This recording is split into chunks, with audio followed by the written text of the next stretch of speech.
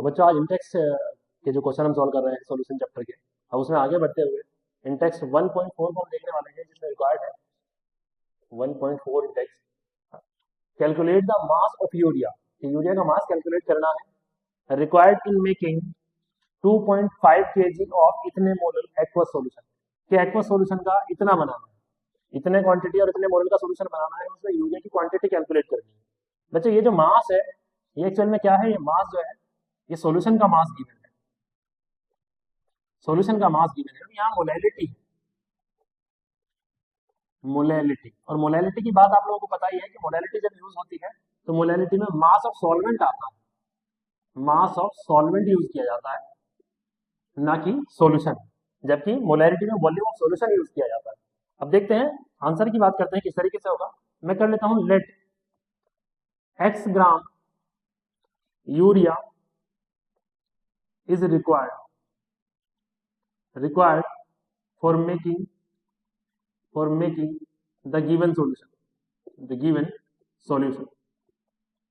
चलिए अच्छा देखिए ये 2.5 kg, अब सॉल्यूशन का मास अगर मैं मान लूं, सॉल्वेंट का मास मुझे निकालना है, सॉल्वेंट, तो सॉल्वेंट के लिए मुझे क्या करना पड़ेगा, सॉल्यूशन का मास माइनस सॉल्यूट करना पड़ेगा भाई, तभी वैल्यू आ पाएगी। तो सॉल्यूशन का मास कितना गिवन है मुझे, 2.5 kg है, और माइनस x ग्राम है। अच्छा ये ग्राम है बच्चों, मैंने लेट किया है वो x ग्राम लेट किया है, तो मैं काम करता हूँ इसको किलोग्राम में चेंज करने के लिए 1000 से डिवाइड कर देता हूँ, x बाय 1000। ये वो क्वांटिटी है कि सॉल्वेंट का मास आ गया मेरे पास, जो इसको जो सॉल्यूशन गिवन सॉल्यूशन को बनाने के लिए रिक्वायर्ड है। चलिए बच्चों आगे बात करता हूँ। मेरे पास मोलैलिटी जो है, मोलैलिटी आप जानते हैं, molality is equals to number of mole upon mass of solvent, mass of solvent हो जाएगा। अच्छा नंबर ऑफ मोल कितने हैं, इतने मोलर सॉल्यूशन है, इसका मतलब इतने ही मोल। ये काम कर देखिए यूरिया के मोल है, इतने मोलर सॉल्यूशन दिया, मोलैलिटी गिवन है, तो मैंने कहा ये लीजिए 25 is equals to number of mole of urea. Urea का मोलर मास की बच्चे बात करें, ये रहा यूरिया का फॉर्मूला, तो अगर यूरिया के मोलर मास की बात करें तो मोलर मास 60 आता है, आप कैलकुलेट कर सकते हैं, 60 आ जाता है, 60 ग्राम पर मोल। तो मैं यहाँ इसके मोल निकालता हूँ, क्वांटिटी मैंने x कैलकुलेट की है, मोल 6 डिवाइड बाय 60, और बच्चों सॉल्वेंट का मास जो हो जाएगा 2.5, और ये आ जाएगा x बाय 1000। ठीक है बच्चों, इसको जब मैं सॉल्व करता हूँ, आगे सॉल्व करता हूँ तो क्या आता है देखिए, इसकी मल्टीप्लाई इधर कर देता हूँ तो ये मल्टीप्लाई आ जाएगी, तो ये कुछ ऐसे हो जाएगा बच्चों, 0.25 into 2.5 plus sorry minus x upon 1000 is equals to x by 60। इस 60 की मल्टीप्लाई जब उससे करता हूँ तो 15 आ जाता है, 15 into 2.5 minus x divide by 1000 is equals to x। बच्चों यहाँ मल्टीप्लाई करेंगे तो ये वैल्यू आ जाती है 37.5, 37.5 माइनस x, ये 15x आ जाएगा, 15 की मल्टीप्लाई अंदर हो जाएगी, 15x अपॉन 1000 आ जाएगा इज इक्वल्स टू x आ जाएगा।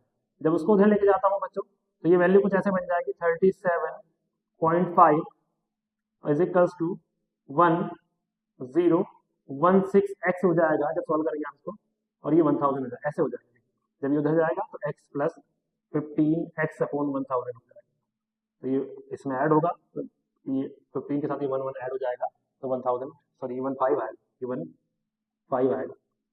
अब इसकी मल्टीप्लाई जब इधर करते हैं उसके नीचे डिवाइड करेंगे बच्चों, तो आपकी जो वैल्यू आएगी, लास्ट में जो वैल्यू आती है वो वैल्यू कुछ ऐसे आ जाएगी, देखिए मैं दिखा देता हूँ आपको, ये वैल्यू कुछ ऐसे आ जाएगी कि 37,500 1000 की मल्टीप्लाई है और divide by 1015 is equals to X, और एक्स की वैल्यू बच्चों आ जाती है 36.95 ग्राम आ जाती है, जिसको लगभग 37 ग्राम भी कहा जाता है।